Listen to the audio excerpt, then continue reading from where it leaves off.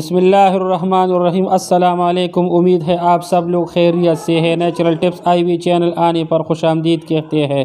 آج کے پروگرام میں ہم آپ کو چلغوزہ کے فوائد اور علاج بتائیں گے۔ چلغوزہ مقوی اعصاب ہے، بھوک بڑھاتا ہے، لقوہ اور فالج میں اس کا مسلسل استعمال مفید ہے۔ پرانی کانسی میں مغز چلغوزہ رگڑ کر شہد میں ملا کر چٹانا مفید ہے۔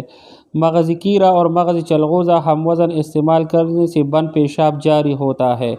مغز چلغوزہ جریان یرقان اور درد گردہ میں بھی بے حد مفید ہے۔ اس کا کھانا جسمانی گوشت کو مضبوط کرتا ہے۔ ریشہ اور جوڑوں کے درد میں مغز چلغوزہ صبح و شام ہمراہ پانی یا قہوے یا چائے کے ساتھ استعمال کرنے سے پیدا ہوتا ہے۔ ریاح کو دور کرتا ہے، مادہ تولید کو پیدا کرتا ہے۔ مقوی باہ ہے، دل اور دماغ کو تقویت دیتا ہے۔ سردیوں میں اس کا استعمال زیادہ ہوتا ہے۔ دمہ میں بھی مغز چلغوزہ کو شہد کے ہمراہ رگڑ کر چٹانا مفید ہوتا ہے، لیکن مریض کو چاولوں سے پرہیز کروانا ضروری ہے۔ گردہ کو طاقت دیتا ہے، یہ جگر، مثانہ اور آلات تناسل کے لیے بے حد مفید ہے۔ سدے کھولتا ہے، چلغوزہ دیر ہضم ہوتا ہے، اس لیے مقدار سے زیادہ کھانے میں احتیاط ضروری ہے۔ بلغمی مزاج والوں کے لیے سردیوں کا یہ ایک معتدل ٹانک ہے۔ کھانا کھانے کے بعد اس کا استعمال مفید ہے۔ مغز چلغوزہ دودھ کے ہمراہ کھانے سے جسم موٹا ہوتا ہے۔ گٹھیا کی مرض میں اس کا استعمال مفید ہے۔ خون کے فساد کو دور کرتا ہے۔ فالج اور ریشہ میں مغز چلغوزہ 1 تولہ اور شہد 6 ماشا ملا کر کھانا بے حد مفید ہے۔